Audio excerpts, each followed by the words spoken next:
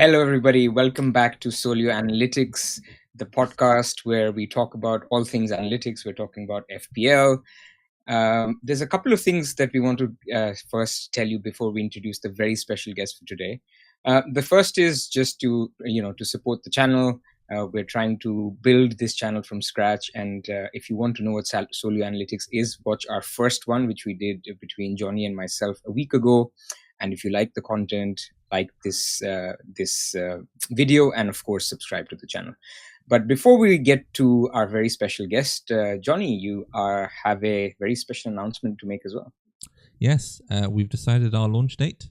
It's the 5th of August. It's next week. It's next Tuesday, a week away as we're recording this. If you want to get all the info on exactly what time we're launching and want to get first access to the tool, then you can follow us on our social media channels.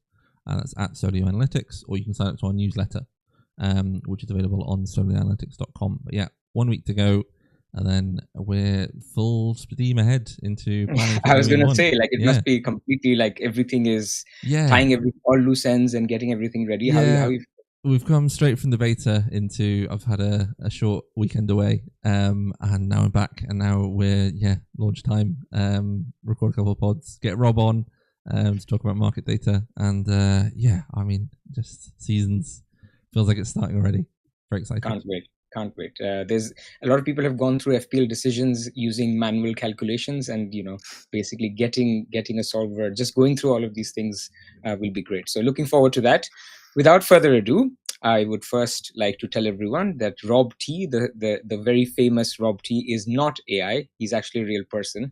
We've got him on this podcast. Rob, how are you doing?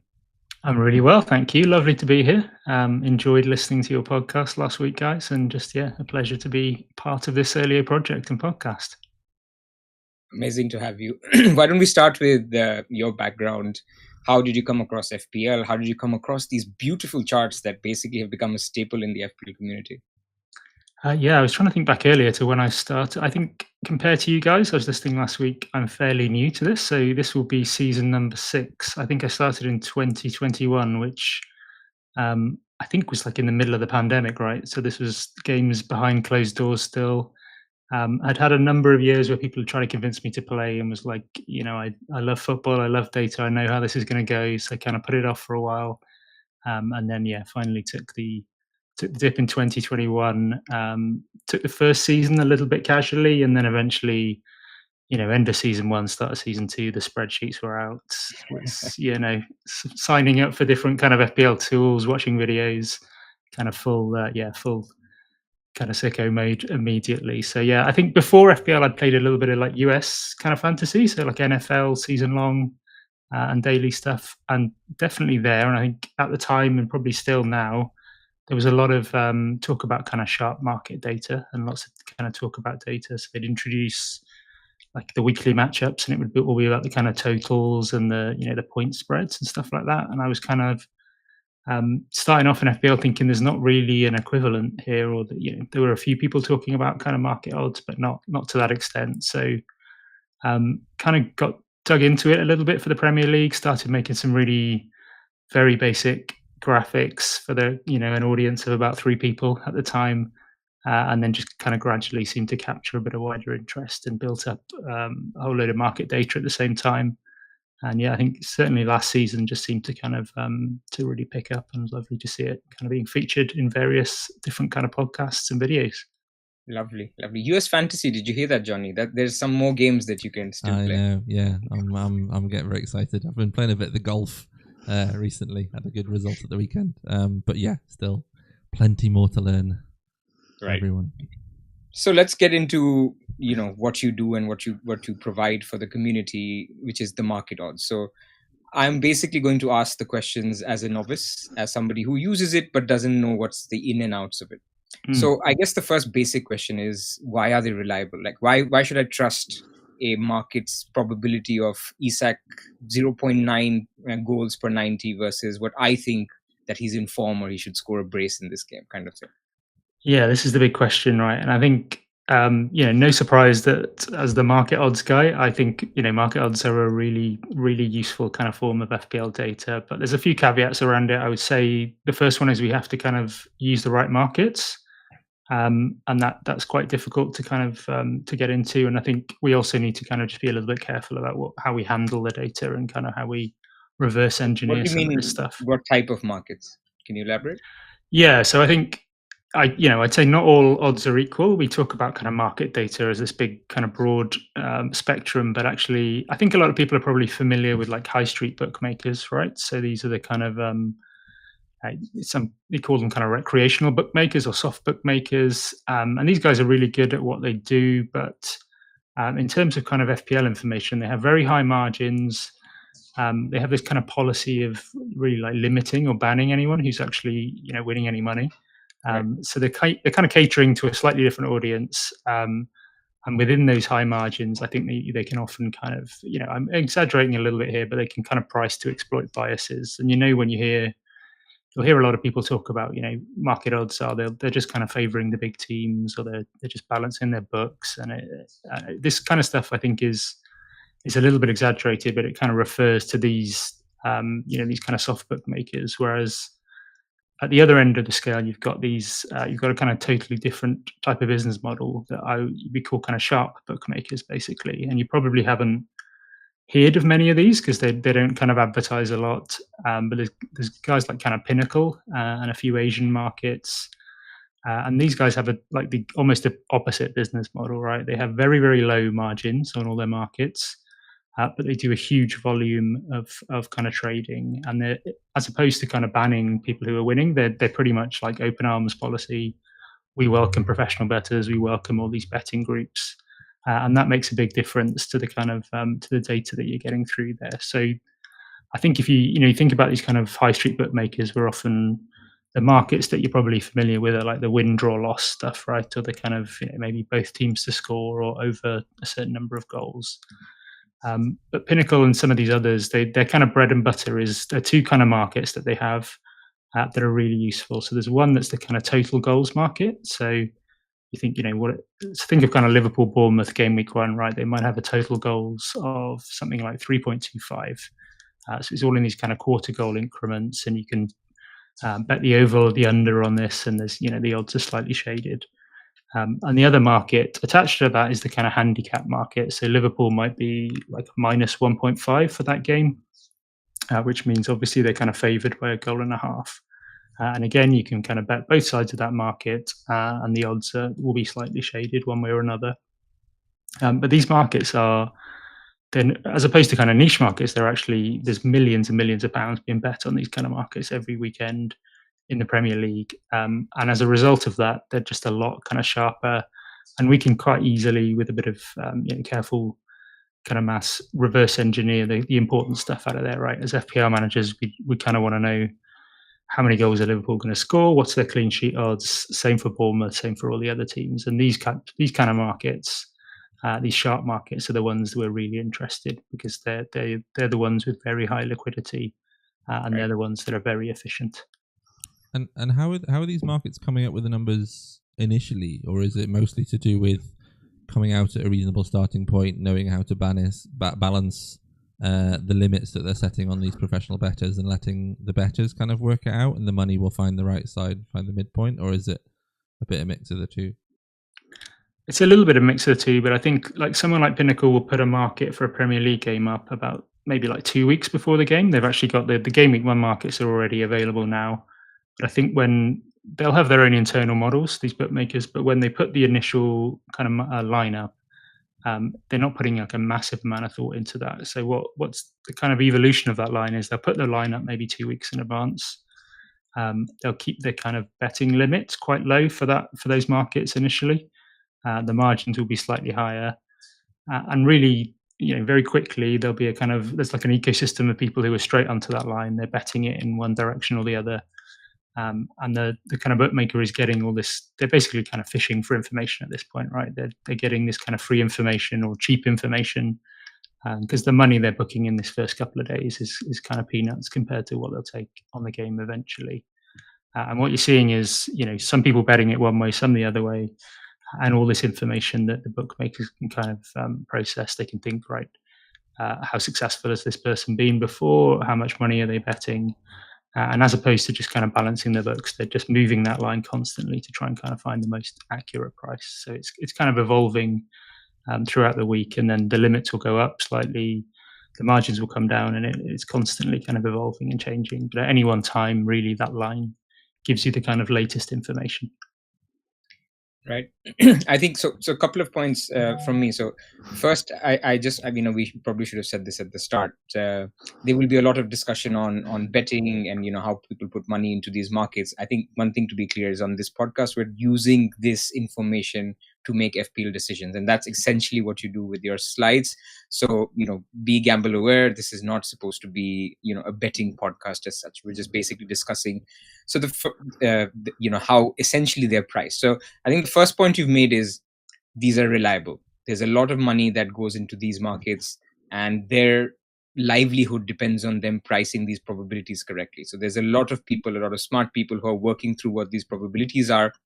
So when it's presented, to the extent possible, you've removed biases, you've removed margins, and so therefore these are as clean as possible in terms of probabilities that we can use. So I think this people have now recognized, because the results are there, right? People use your clean sheet odds. Now, of course, Arsenal keep conceding anyway, and they think this is all fugazi, but that's a different story. That's variance. That's not what we're talking about here. I think the second question that people have when they talk about the betting odds or models in general is, are they dynamic? How accurate are they? How are they? So I think this chart is really helpful, which you'd sent over to us. Can you talk about that a little bit in terms of just accuracy and how dynamic they can be? Yeah, so this is a chart just looking back at the last kind of 6 years of data, right? So these totals markets I was talking about, and the handicap markets are the kind of bread and butter, as I say. And you can look back over the last 6 years, and you can look at what were the for each game, what was the kind of handicap, what was the total once we've adjusted it, and then we can look at the actual results. And as you say, Praz, right, on an individual game basis, football is low scoring. It's high variable. It's a stupid sport to try and project in a lot of ways, right? And that's why we kind of love it, because crazy stuff happens. So you're never going to be able to project an individual game perfectly. And sometimes I put these graphics up, and someone kind of says, the first game happens, and someone messages, well, your projections are already wrong because Arsenal can see, this kind of stuff.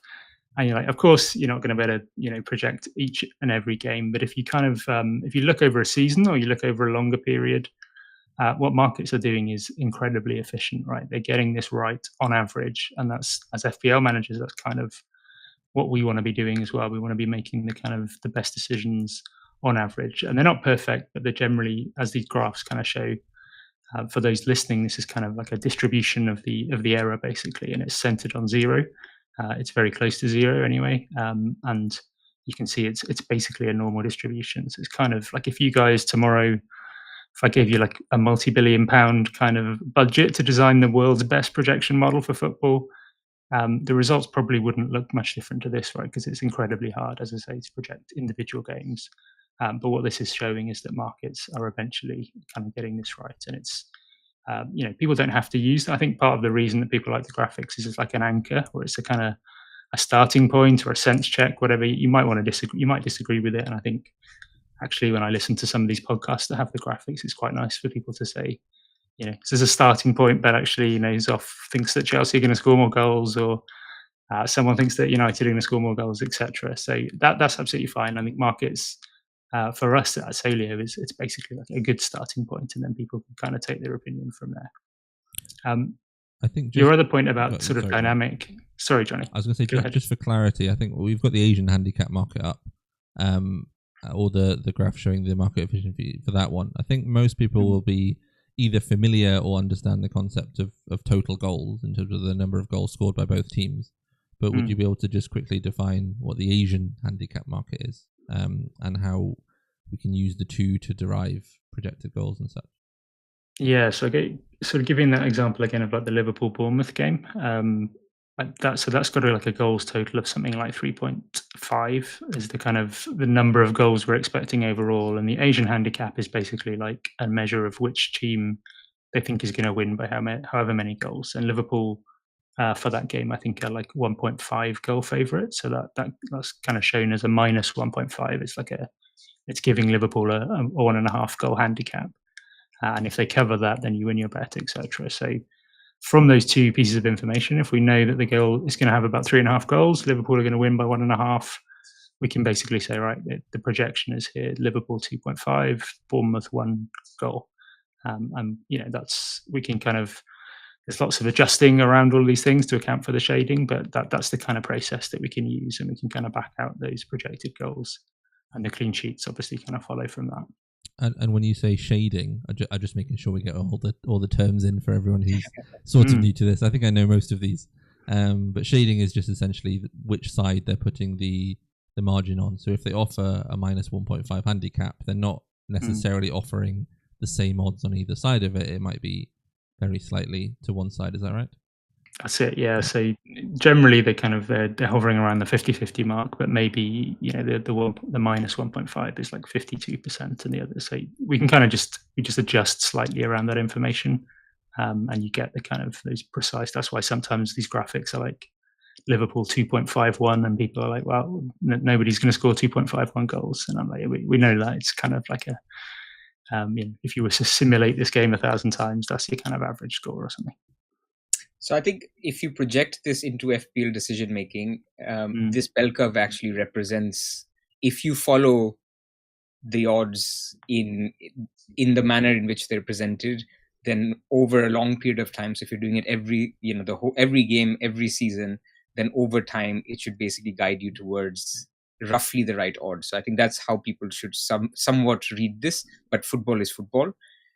But I think that second point, which you were just about to get into, the dynamic side of it, where I am now seeing Brentford. I'm just using an example. I used it also in the previous podcast. Brentford have lost their striker, their talisman, their goalkeeper, their manager. When do models pick this stuff up? How are they dynamic? So you've got something on Arsenal, I think, on showing how the markets react to things like this. Do you want to talk about this? Yeah, so I think this is definitely the dynamic part is like a big part of why markets are really useful, because as you say, there's all these kind of new situations with teams this year. People have signed all these new players. We're excited to see it, but we don't really know what's going to happen. And as soon as game week 1 rolls around, we know Monday, Tuesday we'll hear about a key injury or something, and we're always trying to kind of work out how do we not overreact to that? How do we not underreact to that? Where should we, how should that affect our kind of vision of what a team's doing? And I think markets are really good at kind of, we can often kind of guess the direction, right? If Saka's injured, we know that's not good for Arsenal, but like how bad is that for Arsenal is a really difficult question to answer. And we see this all the time. I think people, from some of the data I've collected over a few years, you can see that people kind of slightly overreact to kind of individual injuries. So people like, I remember kind of Van Dijk and maybe Alisson has been injured at various times for Liverpool. And people are always like, I better get rid of all my Liverpool defenders. They won't clean sheet ever again. Yeah, this is it. The clean sheet odds are crashing. And you're like, that's not really, when you look at the data, it's pretty small adjustments, right? But it comes back to this idea that the line is always moving. As soon as there's a piece of information, these betting groups, these professional bettors are kind of jumping straight on it. Some of them are taking, they're kind of fading Liverpool for next week. Then sometimes other groups think, right, that's gone a little bit far now, and they'll bet it back the other way. And slowly you get a new equilibrium, and this kind of happens constantly throughout the week. And then, you get these other situations like this graphic here where we hear a lot about this at the end of the season, like this kind of beach effect stuff. And I think, I don't know, I think as analytics managers, maybe we've kind of dismissed this idea of kind of motivation and beach stuff a little bit. It's been blown up, but actually, as opposed to the kind of single injuries, this makes a pretty big difference. And I've kind of seen this over a few years now. So this was Arsenal last year, game week 34, I think it was, against Bournemouth. And so when the line is posted, they were pretty heavy favourites for that game, right? They were still in the title race.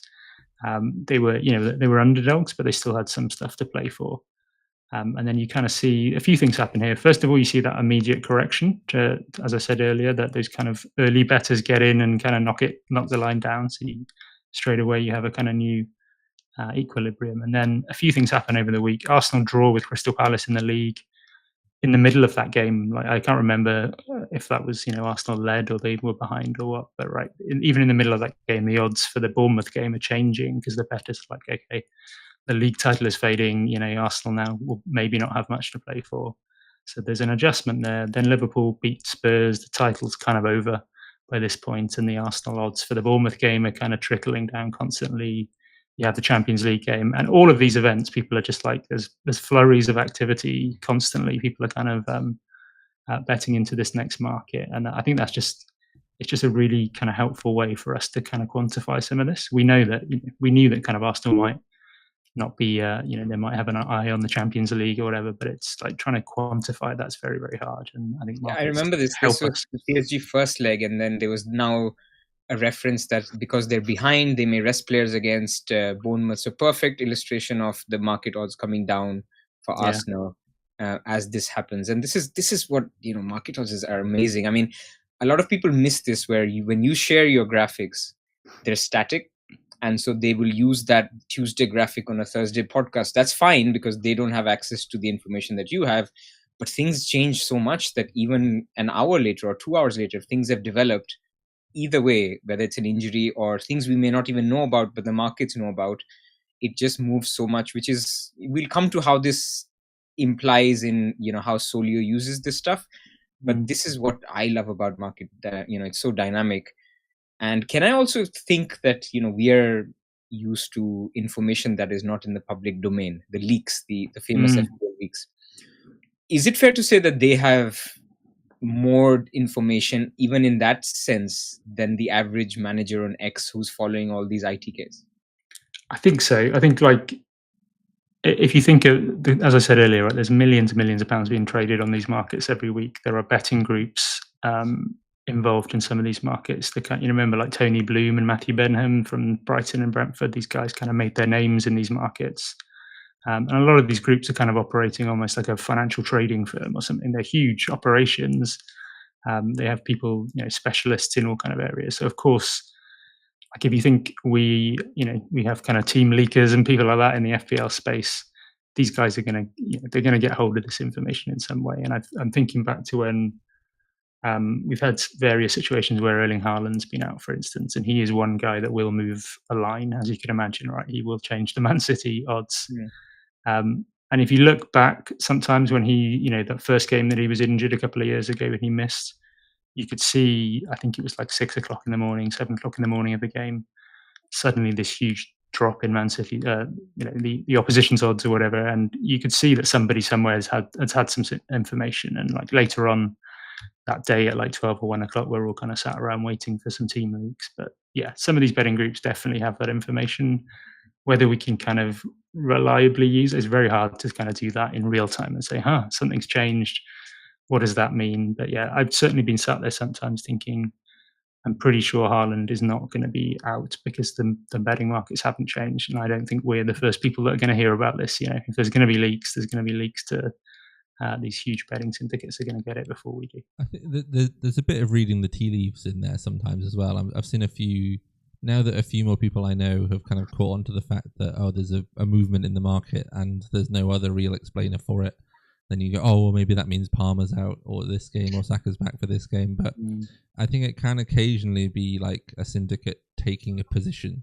So sure, they're putting their money down, but that's when they've decided it's the best odds to do it and things do move. So I think there's a few movements. You can see there's fluctuations here that aren't specifically reactions to the matches themselves or goals within the matches. So it does still move a little bit as well. And that's kind of sometimes just sentiment shifts or, people that can move the market with the amounts they're putting down will take a position essentially and shift it. And sometimes that doesn't mean, that means that Arsenal are more likely to win now or are less likely. So I think it's hard to. I think it shows that there's a lot more captured in here than some people might think, especially when they often talk about projection models. Is that they're not accounting for this and they're not accounting for that. Is there anything that you think isn't accounted for in this kind of market data, or is it quite useful at, I guess, what are the drawbacks apart from the fact that it's people betting rather than people saying this is the odds? Yeah, honestly, I think so that, yeah, I think it is one of the benefits that there is almost nothing missed. So if you've got people talking about, this team is vulnerable on the left or something and they're missing this guy, you have to imagine a kind of betting syndicate with all these kind of staff on board have thought about this in some way. They've got incredibly advanced models. They're going to put that into the market somewhere.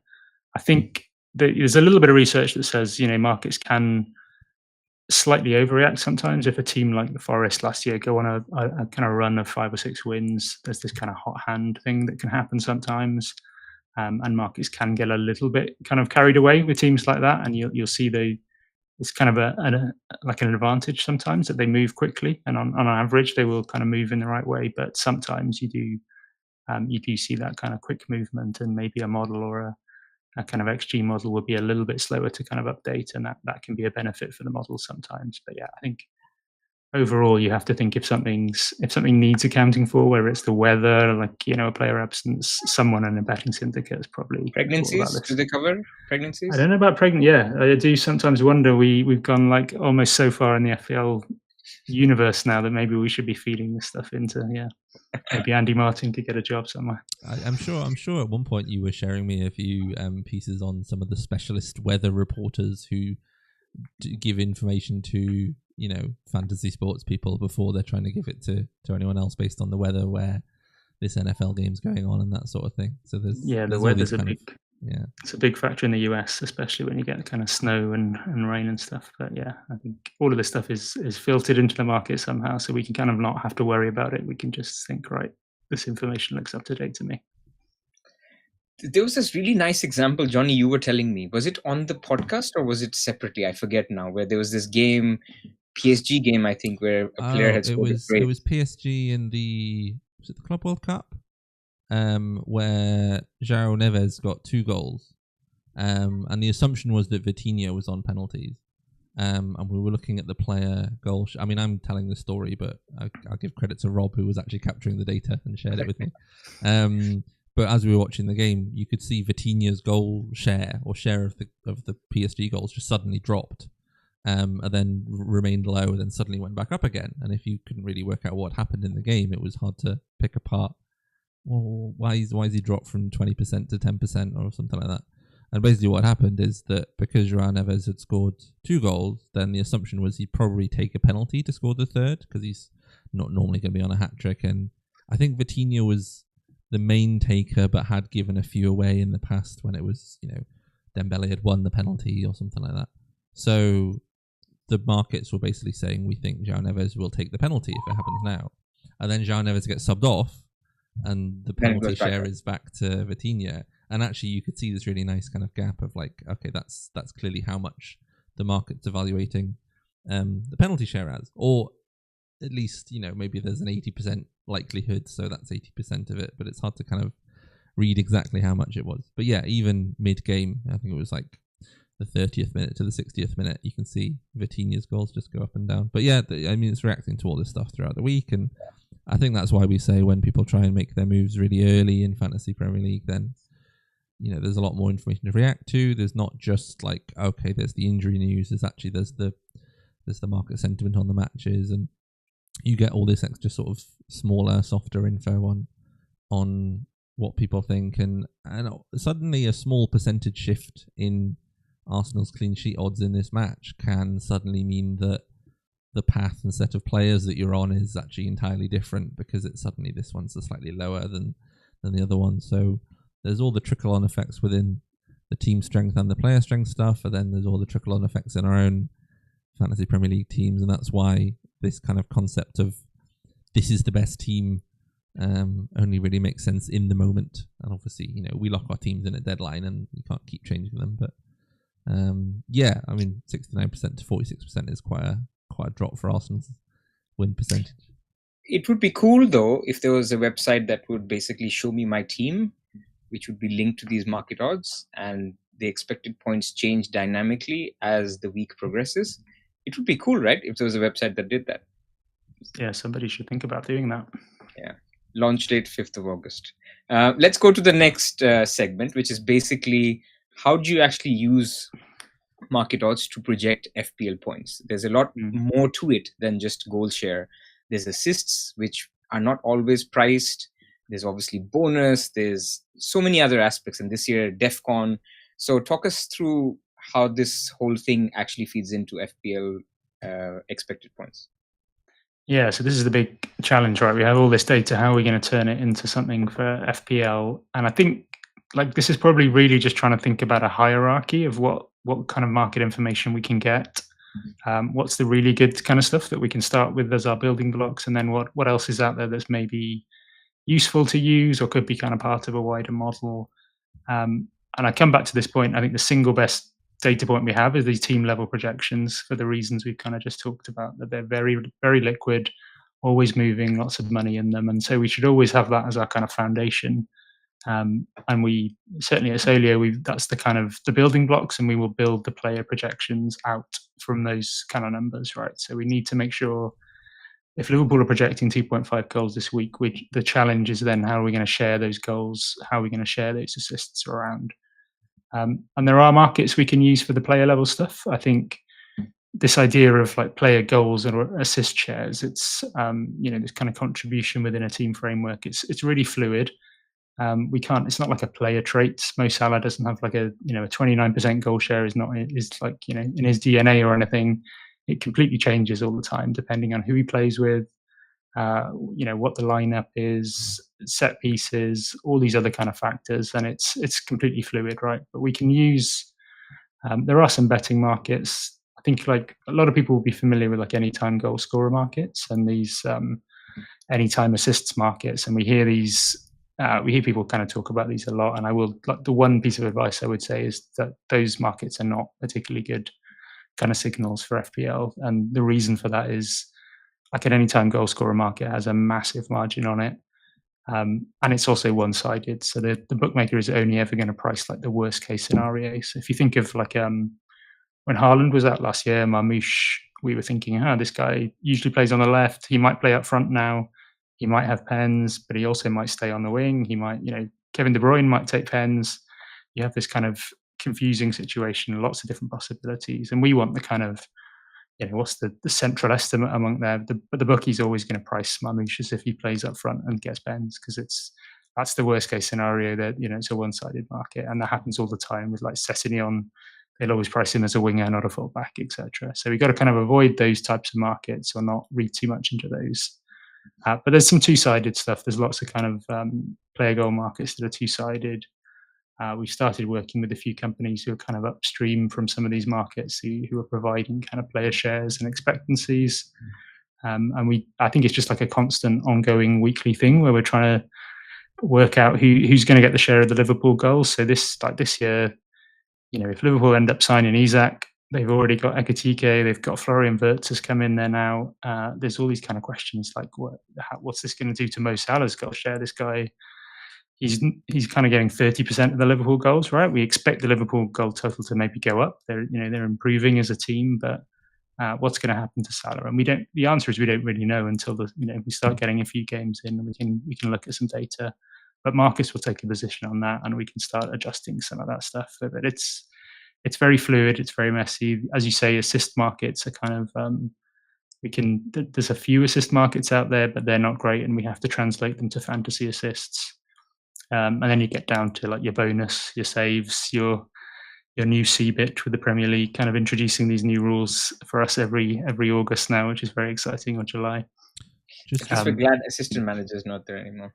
Yeah, exactly. Well, so we can kind of use market data for some of these things, but it's usually a combination. We need a bit of market, a bit of like modeling, a bit of past data, and some sort of magic sprinkled in. Assistant manager was quite a sort of market heavy favorite because it was win, draw, loss essentially, and that's a very popular market. Just to go back, you mentioned one-sided and two-sided markets, and I think you did sort of explain what they meant, but just for people, would you also define one-sided and two-sided, just for people who are kind of looking out for them? If you're seeing market data and you want to kind of pick apart, like, is this useful? Is this sharp? Is this something that's going to give me signal? Yeah, exactly. So a one-sided market is basically like an anytime goal scorer market where you can either bet it or not bet it. It's like they might give you odds of 50% implied odds that Haaland's going to score, but you can't bet Haaland not to score. So it's a kind of one-sided thing, and that's the dynamic where they can always price that very conservatively, because the worst thing that will happen is you don't bet it. If they underprice it, then they'll lose a lot of money. There are other kind of markets around where they, like spread markets, for instance, with player goals, will give you a spread of where you can bet the over or the under, and so there's a little bit of pressure for them then to kind of get that value right, because if they pitch it too low, someone will take the over. If they pitch it too high, someone will take the under. So that's that. Those are the markets we always want to look for. It's the same with the handicap and totals. They've got two sides to them. If the bookie puts them in the wrong place, someone will hammer the other side of them, and so they're always kind of being corrected. But yeah, these one-sided markets, and you get this with, like, England to win the Euros or something. You'll see this, England's odds to win the Euros will be really much lower than they should be, because it's like, again, it's a kind of one-sided market, and they know people will bet into that. So yeah, I think sometimes people lump those in with the kind of sharp markets, and we have to kind of differentiate between them.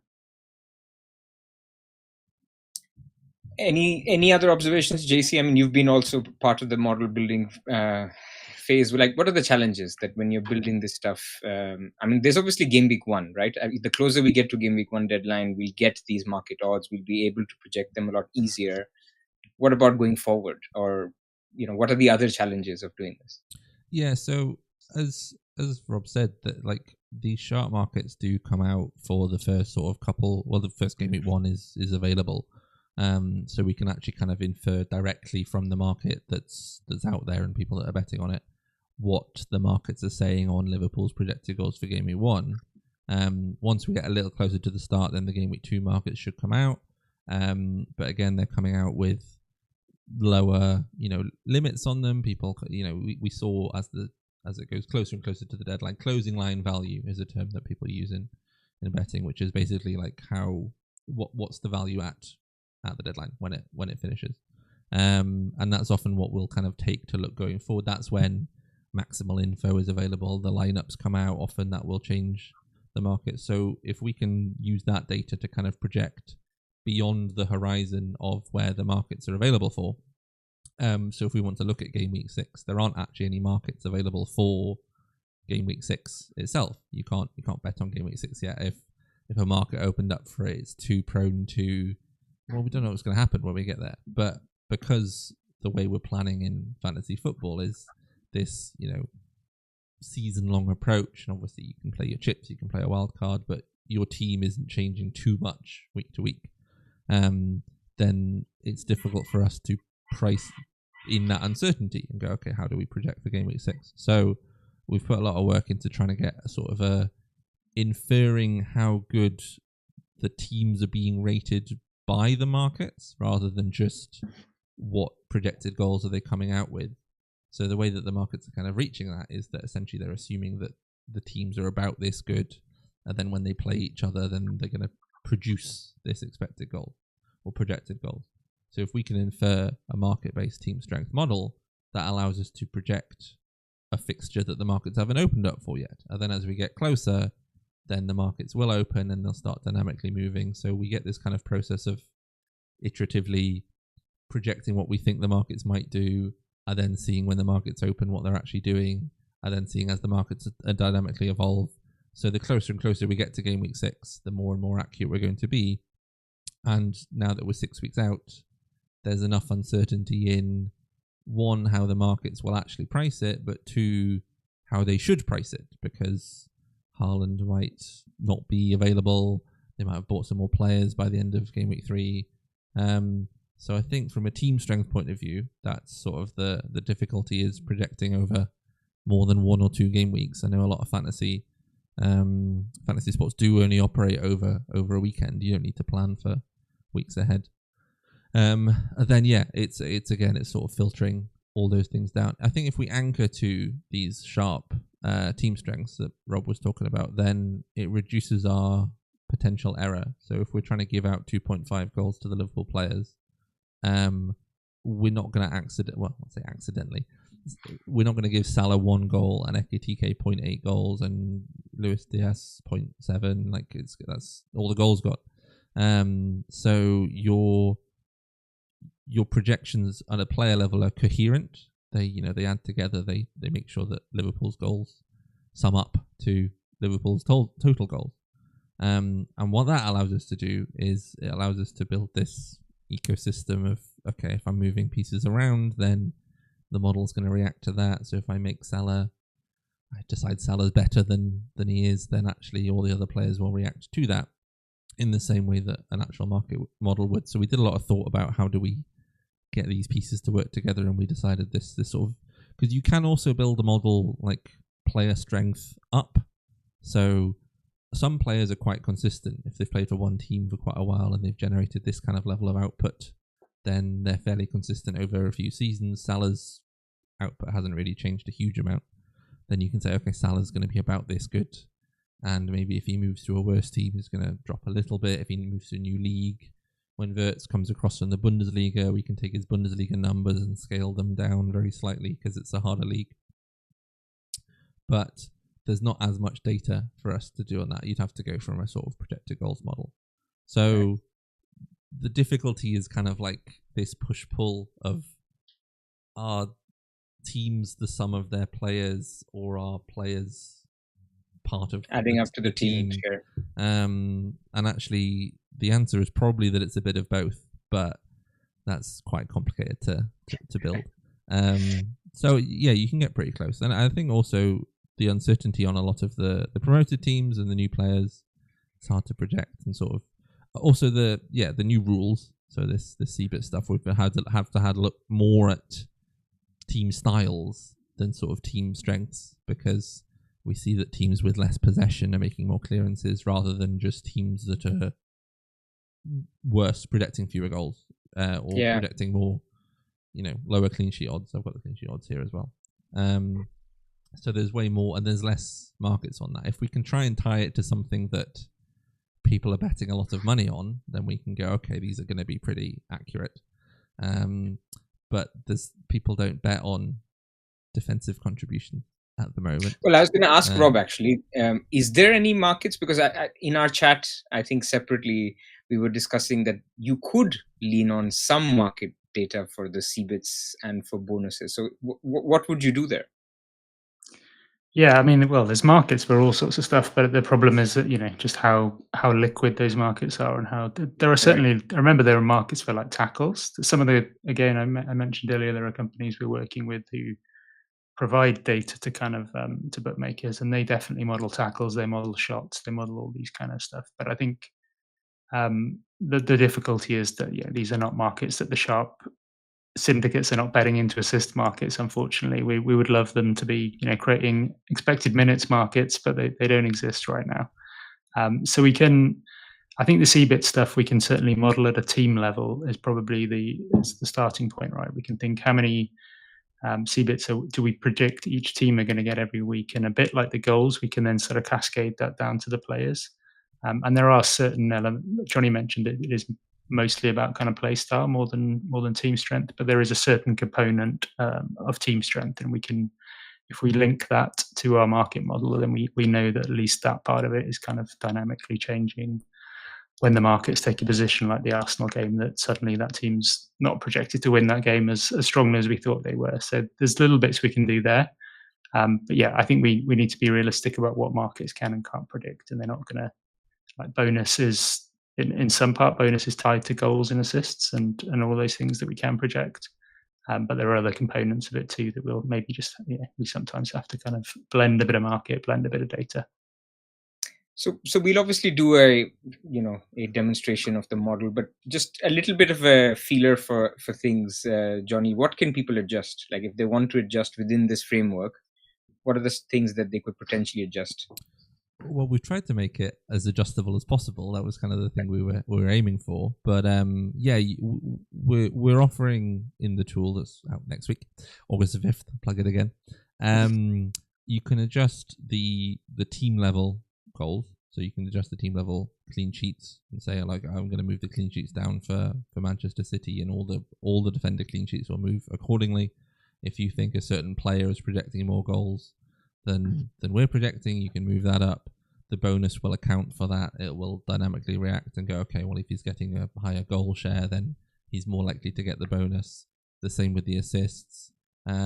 Playing time is something that actually is, actually quite a large part of this. I think actually I'll bring up the season goals total just as an example, but like we can see if we're projecting stuff over the season, then the playing time is factored into that as well. So actually if you can change all the players' minutes, if you can change the probabilities as well of the distribution of those minutes. So actually sometimes there'll be players who are going to come on as substitutes a lot, but not start a lot. So they'll get good minutes, but they're not getting starting minutes. And, we talk about these like 90-0 players who play or don't play. Goalkeepers are normally like that unless there's an injury. So we're still working on a few more components as well. I think a lot of people talk about who's on penalties and who's not, and that's something that the market's pricing in itself.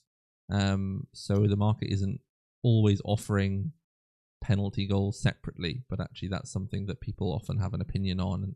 And the same with the assists is often to do with like they're pricing in who's taking the corners at the moment, but actually that's something that you as a user might have an opinion on and think, actually, these guys taking the corners now, or I have an inherent belief that this guy's not going to be playing and he normally takes the corners and the other guy's going to be on. So you can adjust the assists for that.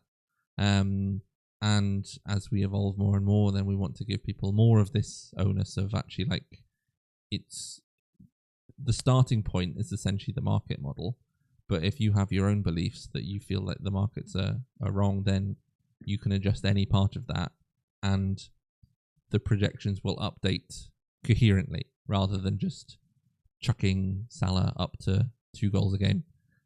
If he's scoring 2 goals, then the chance of the clean sheet for his opposition is going to go down, and how all that reacts in the bonus and everything as well, and all these sort of complicated parts. So the intention is, as customizable as possible. So to start with, it'll be goals, assists, minutes, bonus, all sorts to do with that. I mean, when we talk about customization, obviously it's a feature and it's good for people to give that. I always want to add the caveat, there's a tendency to overcorrect overreact. Exactly.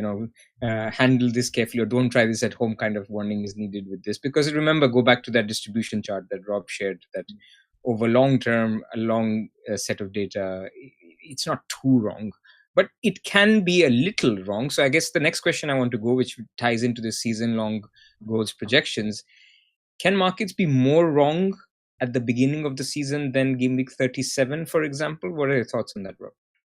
Yeah, 100%. And I think you guys last week were talking about like bench boost one as a. I mean, this comes up all the time, and now of course we've got 2 sets of chips. It's going to be even more popular. And there's the kind of minutes uncertainty in game week 1 that people often talk about. You're picking 15 players. We don't know if they're all going to start. But I think there's just a lot of uncertainty generally. And if you start doing a bit of this modeling and projecting, you realize that game week 1 is absolutely when we know the least about loads of things. It's not just minutes, it's where players are going to line up. Florian Wirtz may play as an attacking mid, he might play on the wing, he may play as a kind of second striker. We have no idea at the moment, and we'll know a lot more in game week 2. Promoted teams, you mentioned already, it's really hard to we can use kind of adjustment factors. Leeds were actually really strongly rated by our model last year in the Championship, so they may have a kind of chance of staying up. But we don't know. These guys have had a big turnover of teams. So absolutely game week 1 is when we know the least. And as FPL managers, we probably want to be a little bit cognizant of that and not kind of commit ourselves to something completely crazy on a hunch. Maybe that's the time to be a little conservative, although I know that's not Johnny's play style. But we have to think that we know very little at this point, and we will learn a lot in the first couple of weeks, and that kind of and one of those things that we will probably learn in the first few weeks is like the Arsenal penalty taker, for instance. So we've just had Gyökeres join. I was just having a look at these kind of season-long goals earlier. I posted one earlier in the week. Way up, he's third. He's 16.25 goals is a lot, and I know people often think you sign a striker, you want a 20-goal guy. That you don't get many of them, and 16.25 goals is a big total. And I think if you look at Saka, one 20-goal guy, so Isak and Ekitike have suddenly disappeared because of all the Liverpool uncertainty. But if you see like Saka's gone down a bit, Ødegaard's gone down a bit, the kind of inference is that I think both playing time and pens. I think Gyökeres 16.25 is quite a big number, so I would have him kind of modelled for non-pens at like 0.45 maybe per 90 or just under 0.5. So to get to that, I think they're giving him good playing time and they're giving him kind of I think like maybe 40-50% chance of getting pens off Saka, which people may disagree with. It's another one of those things that maybe we learn in the first few weeks, but if he does get them, if he does play that kind of time, he's maybe even 9 million is kind of underpriced for him. He's going to be a big player. I think it's another one of those ones where certainly at the start of the season, it's not necessarily that these are the central points of a distribution that they're offering. So like, they'll be covered on both sides. A two-sided market, they're covered on both sides. So back to that initial distribution curve we had before, it's not that the central number point is wrong. It's more that maybe the distribution's a bit wider, our error bars are a bit wider, our uncertainty is a bit higher. So we think on average Gyökeres might be scoring about 16 goals, but he could score 25, he could score 10. Whereas if I was trying to put a range on Haaland, it might be a little bit narrower. If I assume that he's going to be playing the minutes normally and stays fit, then I could give a narrower range of the most likely outcomes. Whereas some of these players, the ranges are quite wide because they've moved teams. The team has changed tactical shifts sometimes, or they're moving into a new league with the promoted teams. And that's why you can see that actually there's no current markets for Isak, Wissa, Ekitike. That's essentially the market saying there's so much uncertainty on this player right now that we're not even going to offer it as a market until we know a bit more. So that's almost a point of, it's very clear that the markets are having this uncertainty priced in rather than... I don't think it's a cop-out to say that the market isn't wrong. It's just that it ended up at one part of the potential distribution. But if I roll a dice 6 times and I get 6 sixes, it's not, the dice wasn't wrong. It's just that was the highest possible unlikely outcome that I could have had. So when Haaland joins the league, I think, the expectation wasn't that he was going to go out and smash the record and score all these goals. He could, he's good, very good, but that was definitely the higher end of what we were expecting. So if you were to set the central point of your estimate a bit lower than that, then you're still prepared for these things to happen. So if you're planning for this uncertainty in the start of the season, then you might know, okay, probabilistically, I can assign half of the penalties to Gyökeres until the point at which Arsenal take a penalty, and then I can collapse that to one side or the other. So we get all these information points throughout the first few weeks where someone takes a penalty, the lineup comes out, and this guy's playing and this one isn't, and so on. So that's where all the information comes in. And right at the start of the season, we don't have that. So that's why. But that's where the dynamic part comes into it as well, right? The dynamic part, like Gyökeres has jumped in. Whether they're right or wrong, this will evolve with preseason games. Whether he starts the next one or doesn't start a single game before game week 1 and he's being eased in. Like, these are things that, of course, the market has will FPL managers. But you can already see they've taken a position on him, assumed certain things in terms of goal share, penalty share. But that already means Saka has come down a little bit. Now that again may adjust if Saka takes the next penalty or Gyökeres hasn't started the first game. I think even Liverpool is fascinating here, even though Isak, Ekitike is not here. But look at Gakpo, like a double adjustment, double 2 reds basically on the second column, because minutes are under threat, goals are under threat because there's now 2 big guys coming in. Salah's come down a little bit. I think what would be nice actually as a thing would be just how these things have evolved over preseason. Liverpool signing Isak. I'm not giving you more homework, Rob, but just as in just understanding how bad, how do markets think Salah's goal share for the season long was before they were rumored even for Ekitike versus when they got Ekitike and potentially Isak, I mean. Just goes to show that there is a lot of dynamic pricing going on, and it will evolve. Look at Cunha and Mbeumo as well. They're both under 10 goals this season. Who would have thought that? They would have. How many goals did they score between them last year? They're obviously wrong on that one. Man United are going to have a flying. Yeah, of course. Yeah. Excellent. Any other things that you want to talk about, Rob, that we have missed, or any other thoughts on just FPL, market odds in FPL?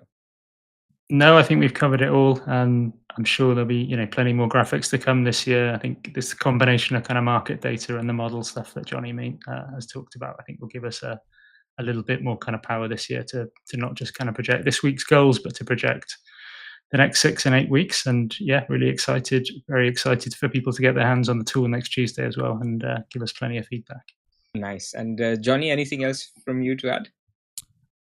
Yeah, I think again one of the things that we're trying to push with Solio is that like you can have your own input. So this is the starting point. If you believe something very different from these markets, then you should have a pretty good reason to do so, rather than just thinking, "Oh, I don't think they're right. I have a hunch this way." Is actually like maybe you should reconsider why you're thinking that. But equally, there are opportunities for you to maybe you are in the know. Maybe you know who's starting at the weekend and you have that info and you can adjust things for your own team. So you're able to take a position yourself, but we're trying to really give you the starting point to do that. So the starting point's as strong as possible, and we felt that the inferences from the markets were the places to do that. But if you want to make those adjustments, then we'll help you do that as well. But you should have a reasonable reason to do so. I think we just showed that markets are capturing all sorts of data that we couldn't even comprehend. I will say, even as the market odds go, though, I would encourage. I think people should do this, right? You were saying earlier, Praz, you should be careful. But I think creating your own kind of little projection universe, treating the tool as a bit of a sandbox, I think that's a lot of fun. And you can, even if you just like, what if this happens? What would my transfers look like then? I think that's great, and people should be doing a bit more of that. So yeah, I know people always kind of criticize models for we all have the same team and all this, and it's not necessarily true. But I think it is genuinely unique if you can go in there and you really believe that Man United are not as good as markets say. Change it, see what happens. Maybe your transfers are the same anyway, and it doesn't matter. Or maybe all of a sudden something else pops up. I think that's really exciting, and that's kind of it's a game. At the end of the day, we should all be kind of injecting our own opinions into it, whether we're right or wrong.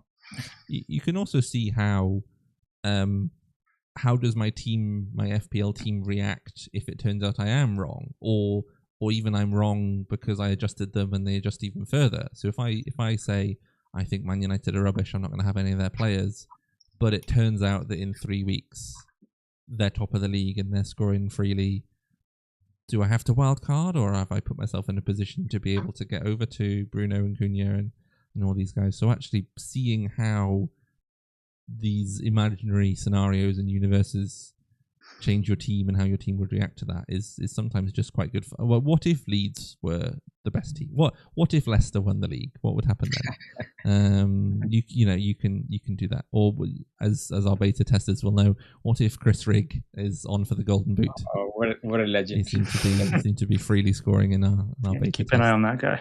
Yeah, had to check repeatedly if we'd put the right numbers in, but no, he just scored every week. Well, okay, excellent, gentlemen. It's such a pleasure, Rob, to have you on the podcast, but even part of the Solio team. Like, it's incredible. You're the superstar of the FPL community when it comes to market odds, thinking about FPL decisions. I genuinely think because of what you have shared, you've changed the way people play FPL. They have genuinely started using analytical data without actually even knowing it. They're using it for their bench orders. They're using it for captaincy. And it's basically part of the evolution. This is how they get comfortable with market odds and making FPL decisions more analytically. So a big thank you from the community to you. Thank you for joining this podcast. If you liked it, please do like the video. It helps us out. We're trying to grow the channel. Do subscribe to the channel. We'll have weekly videos even going forward. So this isn't going to be one-off preseason. We're going to do it weekly, even when the game launches. Next week, of course, we're going to have James on, James FPL Trout, who will be talking about the model or the tool. And the launch is 5th of August, as we mentioned before. So very excited for that. Guys, any last words? See you all next week. Yeah, thanks for having me on. I've enjoyed it. See you all soon. Excellent. Thank you.